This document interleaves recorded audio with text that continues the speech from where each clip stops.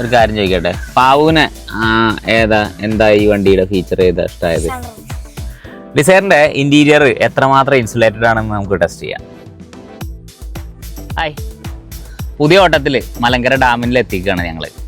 ഓട്ടം എന്ന് പറഞ്ഞാൽ നിങ്ങൾക്ക് അറിയാലോ, ഡ്രൈവ് എന്നുള്ളതിൻ്റെ തനി മലയാളമായിട്ട് വേണമെങ്കിൽ പറയാം. കാരണം എന്താ പറയുക, നമ്മളൊരു ഓട്ടം പോയി എന്ന് പറയും, അല്ലെങ്കിൽ വണ്ടി ഓടിച്ചു എന്ന് പറയും. അതിൻ്റെ നൗണായിട്ട് വേണമെങ്കിൽ ഓട്ടം എന്ന് പറയാം. ഓട്ടം മലയാളം ഷോർട്ട് ഫോമായിട്ടും ഓട്ടം എന്ന് പറയാം. ട്രാവലറിൻ്റെ ഓട്ടം സെഗ്മെൻറ്റിലേക്ക് സ്വാഗതം, ഓട്ടം മലയാളത്തിലേക്ക് സ്വാഗതം. ഈ പേര് ഇഷ്ടമാവുമോ എന്ന് എനിക്കറിയില്ല, പക്ഷെ ഇഷ്ടമായാലും ഇല്ലെങ്കിലും നിങ്ങളുടെ ഫീഡ്ബാക്ക് അറിയിക്കണം. അപ്പം ഞങ്ങളെ ഓട്ടത്തിൽ ഇത്തവണ ഫാമിലിയും കൂടെ കൂട്ടി. ഇത് നിള, ഇത് ലയ. ഇവർ ഇരട്ടകളാണ്, നോൺ ഐഡൻറ്റിറ്റിക്കൽ ട്വിൻസ്. നോൺ ഐഡൻറ്റിറ്റിക്കൽ എന്ന് പറഞ്ഞാൽ നിങ്ങൾക്കറിയാം, ഒറ്റ നോട്ടത്തിൽ ആദ്യം കാണുന്ന ആൾക്കാർക്ക് ഭയങ്കര കൺഫ്യൂഷൻ ആവും, ഇത് ആരാണ് ലയ ആരാണ് നിള എന്ന്. പക്ഷേ അടുത്തറിയുമ്പോൾ ഒരു പ്രശ്നം വരില്ല. അങ്ങനെ മാരുതി സുസുക്കിയുടെ ട്വിൻസ് ഉണ്ട്, സ്വിഫ്റ്റും ഡിസയറും. നിങ്ങൾക്കറിയാം, ആദ്യ തലമുറ ഇറങ്ങിയ സമയത്ത് ഫ്രണ്ടിൽ നിന്ന് നോക്കിയാലും മാരുതിയുടെ സ്വിഫ്റ്റ് ഒരേപോലെ, ഡിസയർ ഒരേപോലെ. പക്ഷേ 5ാം തലമുറ ഇറങ്ങിയപ്പോൾ ഇവർ ആ ട്വിൻസ് ആണെങ്കിൽ കൂടി ഐഡൻറ്റിറ്റി നിലനിർത്താൻ ചില മാറ്റങ്ങൾ വരുത്തി. അത് നിങ്ങൾ വായിച്ചറിഞ്ഞിട്ടുണ്ടാവും, കണ്ടറിഞ്ഞിട്ടുണ്ടാവും. നമ്മളതിൽ കൂടുതലായിട്ടൊന്നും പോകുന്നില്ല. ഫാമിലിക്ക് ചേർന്ന ഫീച്ചേഴ്സ് എന്തൊക്കെയാണ്, ഹൈ റേഞ്ചിലേക്ക് പോകുമ്പോൾ 3 സിലിണ്ടർ എഞ്ചിന് പ്രശ്നമുണ്ടോ, സ്വിഫ്റ്റിനേക്കാളും നല്ലതാണോ, ഇങ്ങനെയുള്ള കാര്യങ്ങൾ ആണ് ടെസ്റ്റ് ചെയ്യണത്. അപ്പം ഇനി വീഡിയോ എടുത്ത ആളെ പരിചയപ്പെടുത്തി തരാം. ഇതാണ് പൊന്നു ടോമി. ഹായ്, ഇത് ഞങ്ങളുടെ അയാൻ പ്രവീൺ. നമ്മളെങ്ങോട്ടാ പോണേ? വാഗമൺ. നല്ല അടിപൊളി കുത്തനെ കയറ്റൊക്കെ ഉണ്ട്, നല്ല മഞ്ഞൊക്കെ ഉണ്ടാവും കേട്ടോ. അപ്പൊ ടാറ്റ.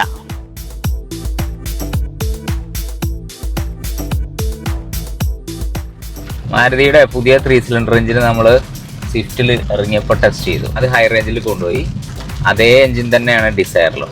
ഇതേ ഡിസയറിനെ നമ്മൾ ഫാമിലി ആയിട്ട് ഹൈ റേഞ്ചിലേക്കാണ് പോകുന്നത് ടെസ്റ്റ് ചെയ്യാൻ.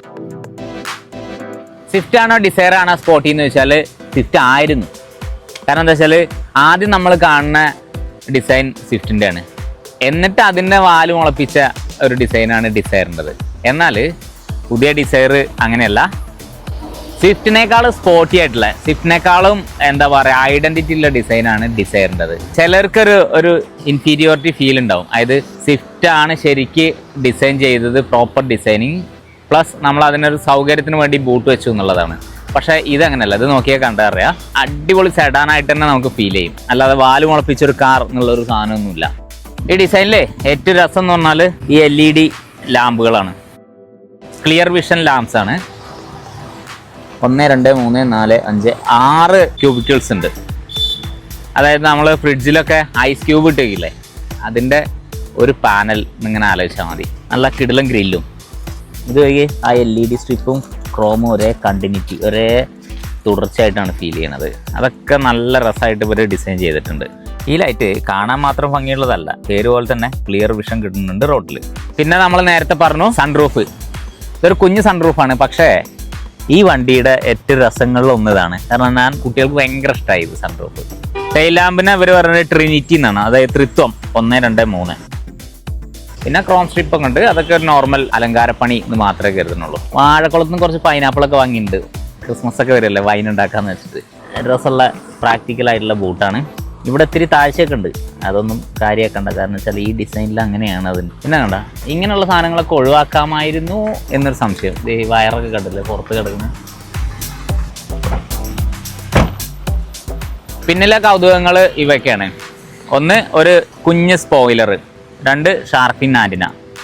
ഈ സ്പോയിലർ എന്തിനാന്ന് വെച്ചാൽ ശരിക്കും സ്പോർട്സ് കാറുകളുടെ ഒരു പർപ്പസാണത്. 40 കാറുകൾക്ക് നല്ല സ്പീഡിൽ പോകുമ്പോൾ കാറ്റ് വന്നിട്ട് അത് ട്രാക്ഷൻ പോകും. അപ്പോൾ അത് ഒഴിവാക്കാൻ വേണ്ടിയിട്ട് കാറ്റ് ഇങ്ങനെ മുകളിലേക്ക് തെന്നിപ്പോവും. അപ്പോൾ നമ്മുടെ ന്യൂട്ടൻ്റെ ഒരു 3ാം ചലന നിയമമുണ്ട്, എല്ലാ ആക്ഷനും ഓപ്പോസിറ്റ് ആൻഡ് ഈക്വൽ ഒരു റിയാക്ഷൻ ഉണ്ടാവുന്നതാണ്. അപ്പോൾ കാറ്റ് ഇങ്ങനെ തള്ളി പോകുമ്പോൾ അതിനനുസരിച്ച് താഴേക്ക് ഇതിൻ്റെ ഒരു ഡൗൺ ഫോഴ്സ് വരും. അതിന് വേണ്ടിയിട്ടാണ് ശരിക്കും സ്പോയിലർ. ഇതൊരു സ്റ്റൈലിന് വേണ്ടിയിട്ടുള്ളതാണ്. ഉൾവശത്തെ പറ്റി പറയുമ്പോഴേ ഭയങ്കര പ്ലസൻ്റ് ആണ് ഡിസയറിൻ്റെ ഇൻറ്റീരിയർ. നല്ല കിഡിലൻ സീറ്റ്, നല്ല കുഷ്യനുണ്ട്. ഇത്രയും പൊതിഞ്ഞു പിടിക്കുന്ന തരത്തിലുള്ള സീറ്റുകളാണ്. ഇത് നമ്മൾ സ്വിഫ്റ്റിലും കണ്ടു, ഇതേ ക്വാളിറ്റിയുള്ള സീറ്റുകളായിരുന്നു. നല്ല തൈ സപ്പോർട്ടുണ്ട്, കംഫർട്ടുണ്ട്, ഹൈറ്റ് അഡ്ജസ്റ്റ് ചെയ്യാൻ പറ്റും. പിന്നെ ഡോർ പാടൊക്കെ നോക്കി നല്ല അത്യാവശ്യം ക്വാളിറ്റിയാണ്. നമുക്കത് ക്വാളിറ്റി ഫീൽ ചെയ്യും എല്ലാവർക്കും.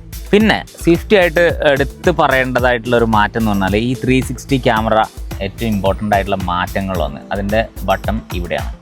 അതിൻ്റെ വിഷ്വൽ നമ്മൾ കാണും.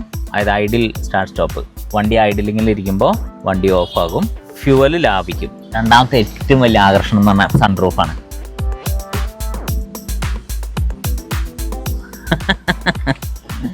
അവർ ഭയങ്കര സന്തോഷമാണ് ഈ സൺറൂഫിൽ കയറിയിരിക്കുക എന്നുള്ളത്. മാരുതിയുടെ ഒരു വാഹനത്തിലാകുമ്പോൾ ഒന്ന് ആലോചിച്ച് നോക്കിയേ. മാരുതിയുടെ വാഹനത്തിൻ്റെ ഒരു പ്രത്യേകത എന്താണെന്നറിയോ? നമുക്ക് നമ്മുടെ നാട്ടിലേക്കുള്ള ബസ്സിൽ കയറിയിരിക്കുന്ന ആ ഒരു എപ്പോഴും ഒരു സുഖം അല്ലെങ്കിൽ ഒരു ഫെമിലിയാരിറ്റി മാരുതിയുടെ വാഹനങ്ങൾക്കുണ്ട്. അപ്പോൾ അതിൻ്റെ കൂടെ ഈ സൺറൂഫ്, 360 ക്യാമറ ഇതൊക്കെ കൂടി ആവുമ്പോൾ ആ ബസ്സിൻ്റെ ഏറ്റവും വിൻഡോ സൈഡും കൂടെ കിട്ടിയ അതേ ഫീലാണ്.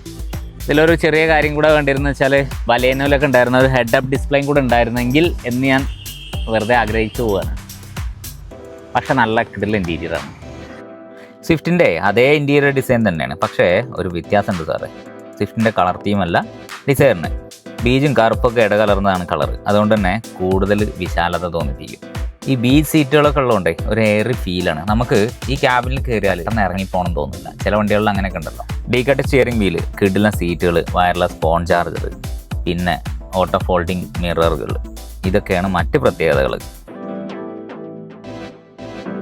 ഡിസൈറിൻ്റെ എടുത്തു പറയേണ്ട ഒരു പ്രത്യേകത ബാക്ക് സീറ്റിലെ കംഫർട്ടാണ്. ഞാൻ പിന്നിലിരുന്ന് യാത്ര ചെയ്തില്ല, പക്ഷേ ഇരിക്കാൻ പക്കയാണ്. മുൻ സീറ്റിൻ്റെ അത്ര ഈ സൈഡ് കുഷ്യനൊന്നും ഇല്ലെങ്കിലും ഭയങ്കര എന്താ പറയുക കുഷ്യനുള്ള സീറ്റാണ്. തൈ സപ്പോർട്ട് ഉണ്ട്, നല്ല ലെഗ് റൂം ഉണ്ട്. ഇതാണ് ചൈൽഡ് ലോക്ക് സെറ്റ് ചെയ്യാനുള്ളത്. പിന്നെ 2 ഹെഡ് റെസ്റ്റേ ഉള്ളൂ. ചില സെഡാനുകൾക്കൊക്കെ ഒരു അപ്രൈറ്റ് പൊസിഷനിലാണ് സീറ്റ് ഉണ്ടാവുക. ഡിസൈറിൽ നല്ല ചാരി ഇരിക്കുക. പിന്നെ AC വെൻ്റ്, ടൈപ്പ് C പോർട്ടും ഉണ്ട്, ഒരു നോർമൽ പോർട്ടും ഉണ്ട്. പിന്നെ എടുത്തു പറയേണ്ട ഒരു ഗുണം വെച്ചാൽ റീഡിംഗ് ലാമ്പാണ്. ഇപ്പോൾ നമ്മളൊരു മിനിമം സ്പീഡ് 50-ലാണ് പോണത്. അവിടെ കുത്തിയിരുന്ന് വരയ്ക്കാൻ കുഴപ്പമില്ലല്ലോ. ഒരു കാര്യം ചോദിക്കട്ടെ, പാവുവിനെ എന്താ ഈ വണ്ടിയുടെ ഫീച്ചർ ഏതാ ഇഷ്ടമായത്? ആമിക്കോ? കുട്ടൂനോ? ഈ നമ്മളെ മൂന്നാറും വാഗമണ്ണൊക്കെ റൂം എടുക്കുമല്ലോ, ഫാമിലി ആയിട്ട് പോകണവർ മിക്കവാറും അന്വേഷിക്കുന്നത് എന്താണെന്നറിയോ? സ്വിമ്മിംഗ് പൂളുള്ള റിസോർട്ട് ഉണ്ടോയെന്നാണ്. സത്യത്തിൽ അവിടെ ചെന്നാൽ തണുപ്പ് കൊണ്ട് നമ്മൾ ഇറങ്ങുന്നില്ല, എങ്കിലും സ്വിമ്മിംഗ് പൂളുള്ള റിസോർട്ട് ഒരു രസമാണ് കുട്ടികൾക്കൊക്കെ. അതേപോലെയാണ് ഈ സൺറൂഫുള്ള കാർ എന്ന് പറയുന്നത്. ഇത് നമ്മൾ അങ്ങനെ തുറക്കൊന്നുമില്ല, പക്ഷേ സൺറൂഫ് ഉണ്ട് എന്നുള്ളൊരു ഫീച്ചർ ഉണ്ടല്ലോ, അത് വലിയൊരു കാര്യമാണ്. അമ്മക്ക് എന്താ ഇഷ്ടമായേ? അമ്മയ്ക്ക് ഈ ഫ്രണ്ടിലെ സീറ്റാ ഇഷ്ടമായി. അതോ ഫ്രണ്ടിലെ സീറ്റ് ഭയങ്കര കംഫർട്ടബിളാ. അമ്മ കുറെ നേരം ബാക്കിൽ ഇരുന്നല്ലോ, പക്ഷെ ഫ്രണ്ടിൽ ഇരിക്കുമ്പോ എന്താ പറയാ, നമ്മളിങ്ങനെ ഇങ്ങനെ പൊതിഞ്ഞ് ഹഗ് ചെയ്തിരിക്കണ പോലെ ഒരു ഫീലായി ഈ സീറ്റ്. ഭയങ്കര സുഖ ഫ്രണ്ടിൽ ഇരിക്കാൻ. അച്ഛൻ എന്താ ഈ കാറിൽ ഇഷ്ടപ്പെട്ടെ? അച്ഛനും ഇഷ്ടമായതും അമ്മ ഇഷ്ടമായതുപോലെ ഫ്രണ്ട് സീറ്റാണ്. ഡ്രൈവർ സീറ്റ് നല്ല കാഴ്ചയാണ്. പിന്നെ നമ്മൾ ഹൈവേയിലൊക്കെ നല്ല രസമായിട്ട് ഓടിക്കാം, ഡ്രൈവ് ചെയ്യാൻ രസമാണ്. 3 സിലിണ്ടറിന്റെ പോരായ്മ നമ്മൾ ഇടയ്ക്കിടയ്ക്ക് പറയുമെങ്കിലും ഹൈവേ ക്രൂസിങ്ങിലൊക്കെ പക്കയാണ്. ഓവർടേക്ക് ചെയ്യാനൊക്കെ നമ്മൾ ഇന്നലെ നോക്കിയല്ലേ, നല്ല കൂളായിട്ട് ഓവർടേക്ക് ചെയ്യുന്നുണ്ട്. അപ്പൊ അച്ഛനും ഇഷ്ടം ഈ ഡ്രൈവർ സീറ്റാണ്. വ്യൂ ഇങ്ങനെയും കാണാം, നമ്മുടെ ബോഡി ഇല്ലാതെയും കാണാം. എന്താണ് സറൗണ്ടിങ്സ് എന്ന് കൃത്യമായിട്ട് മനസ്സിലാവാൻ പറ്റും. ഒരു പ്രത്യേക പോയിന്റിൽ എത്തിയാൽ നിർത്താം, പിന്നെയും പ്ലേ ചെയ്യാം. ബ്രൈറ്റ്നസ്, കോൺട്രാസ്റ്റ്, സാച്ചുറേഷൻ ഇതെല്ലാം മാറ്റാം. ഗൈഡ് ലൈൻ ഡിസ്പ്ലേ ഓൺ ആക്കാം, ഓഫ് ആക്കാം. ഡിഫോൾട്ട് ഫ്രണ്ട് വ്യൂ മാറ്റാം.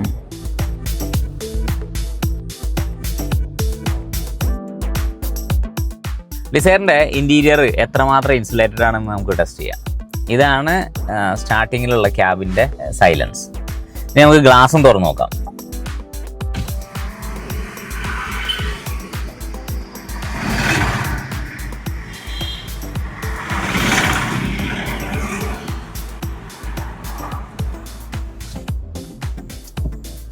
ഇനി നമുക്ക് ഡ്രൈവ് ചെയ്യാം. ക്ലച്ച് ഒരു പൊടിക്ക് താങ്ങാതെ എടുത്താൽ ഇങ്ങനെ ആ ഒരു കുത്തലുണ്ട്, അത് പറയാതെ വയ്യ. 9 മണിക്കാണ് ഞാൻ ഈ ടൗണിൽ, തൃപ്പൂണിത്തുറ ടൗണിൽ വണ്ടി ഓടിക്കുന്നത്. 9 മണിക്ക് അറിയാലോ സിറ്റുവേഷൻ. നമ്മൾ ഗ്ലാഡിയേറ്റർ സിനിമയിലൊക്കെ യുദ്ധം തുടങ്ങുമ്പോൾ കാലാൾപ്പടം ഇങ്ങനെ ഒഴുകി വരില്ലേ, അതേപോലെ ബൈക്കുകാർ ഇങ്ങനെ വരുന്നുണ്ട്. അപ്പം അതിൽ വണ്ടി ഓടിക്കുക എന്ന് പറഞ്ഞാൽ കുറച്ച് റിസ്കി പരിപാടിയാണ്.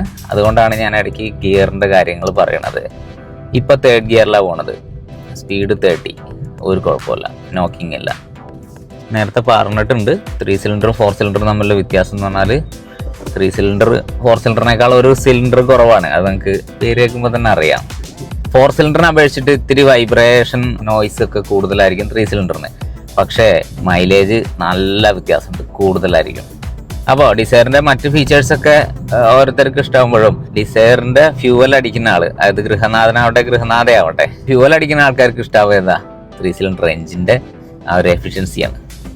ഇപ്പോഴും 4th തന്നെയാണ്. ഞാൻ ഇടയ്ക്കിടയ്ക്ക് 4th പറഞ്ഞ് ബുദ്ധിമുട്ടിക്കണം. എന്താണെന്ന് വെച്ചാൽ നമ്മൾ ഈ ഹൈവേ അല്ല, അത് ശരിക്കും സ്ട്രെയിറ്റ് ഹൈവേ ആണ്, സുഖമായിട്ട് പോകാൻ പറ്റുന്നുണ്ട്. 5th രാവിലെ 5th ഇടുക എന്ന് പറഞ്ഞാൽ കുറച്ച് അഹങ്കാരമാണ്. ഈ എൻജിൻ കുറച്ചും കൂടെ റിഫൈൻഡ് ആക്കിയിട്ടുണ്ടോ എന്ന് സംശയമുണ്ട്. സ്വിഫ്റ്റിൽ അതേ എൻജിൻ തന്നെയാണ്. ഇനി ഹൈ റേഞ്ചിൽ ഡ്രൈവ് എങ്ങനെ ഉണ്ടെന്ന് നോക്കാം. നമ്മൾ ഇതുവരെ ഹൈവേയിലൂടെ വന്നത്. വാഗമണിലേക്ക് പോകുന്നതിന് പകരം ഞങ്ങൾ എന്ത് ചെയ്തു വെച്ചാൽ ഇലവീഴ പൂഞ്ചിറയിലേക്ക് തിരിഞ്ഞു. പക്ഷേ ആ വഴി കുറച്ച് ഇടങ്ങേറായിരുന്നു. അത്യാവശ്യം കുണ്ടും കുഴിയൊക്കെ ഉണ്ട് വഴി. ഓഫ് റോഡിന് പറ്റിയതല്ല, എന്നാലും നമുക്ക് എവിടെയെങ്കിലും കൊണ്ടുപോവാം കുഴപ്പമില്ലാതെ, പേടിക്കാം. അത്യാവശ്യം ഗ്രൗണ്ട് ക്ലിയറൻസ് ഉണ്ട്. എന്താ മഞ്ഞ് നോക്കടാ, ഒന്നും കാണാൻ പറ്റാത്ത കൂടെ അല്ലേ. ഇപ്പോഴും സെക്കൻഡ് ഗിയറിലാ പോണ കേട്ടോ. അവിടെ കുന്നിന്റെ മുകളിൽ നിന്ന് റോഡിലേക്ക് വെള്ളം ഒഴുകുന്ന സ്ഥലങ്ങളിലൊക്കെ പൊളിഞ്ഞു പോയിട്ടുണ്ട്. പക്ഷേ ഡിസൈർ കൂളായിട്ട് ഇറങ്ങിപ്പോയി. കാരണം എന്താ വെച്ചാൽ കുഴപ്പമില്ലാത്ത പവർ ഉണ്ട്, പിന്നെ ഗ്രൗണ്ട് ക്ലിയറൻസ് ഉണ്ട്.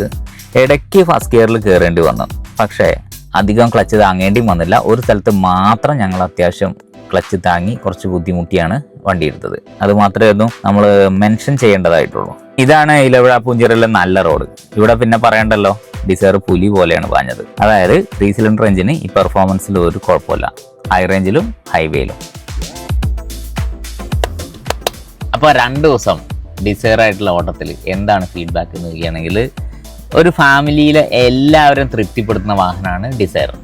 ഇപ്പോൾ ഡ്രൈവിംഗ് ഇഷ്ടമുള്ളവർക്കാണെങ്കിൽ നല്ല രസമായിട്ട് ഡ്രൈവ് ചെയ്യുക. പിന്നെ കുട്ടികൾക്കാണെങ്കിൽ ഞങ്ങൾ നേരത്തെ പറഞ്ഞു സൺറൂഫ് അങ്ങനെയുള്ള കുറേ കാര്യങ്ങളുണ്ട്. സേഫ്റ്റി സ്റ്റാൻഡേർഡ്സ് നോക്കുകയാണെങ്കിൽ ഡിസൈറിന് 5 സ്റ്റാർ റേറ്റിംഗ് ഉണ്ട്. കുട്ടികൾക്ക് 4, മുതിർന്നവർക്ക് 5. അത് ടാറ്റയുടെ അതേ ലെവലിലെ സേഫ്റ്റി സ്റ്റാൻഡേർഡാണ്. 6 എയർ ബാഗ് ഉണ്ട്, പിന്നെ 360 ക്യാമറ ഉണ്ട്.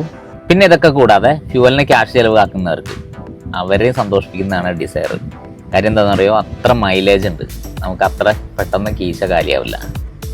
ഫാമിലിക്ക് ഇറങ്ങുന്ന ഒരു കാര്യം കൂടെ ഉണ്ട്, അത് സ്പേസ് ആണ്. ബാക്കിൽ നല്ല സ്ഥലമുണ്ട്, ബൂട്ട് സ്പേസ് ഉണ്ട്. അപ്പോൾ ഒരു ഫാമിലിക്ക് വേണ്ടിയിട്ടുള്ള എല്ലാ കാര്യങ്ങളും ഒതുങ്ങിയ മോസ്റ്റ് ഡിസൈറബിൾ പ്രോഡക്റ്റ് തന്നെയാണ് ഡിസൈർ. മാരുതിയുടെ ബെസ്റ്റ് ബൈ ആണെന്നാണ് ഞാൻ പറയാം. അപ്പോൾ ട്രാവലറിൻ്റെ അടുത്ത ഓട്ടത്തിൽ കാണാം. ഈ ഓട്ടത്തിൽ ഞങ്ങളുടെ കൂടെ നിങ്ങളുണ്ടാവണം.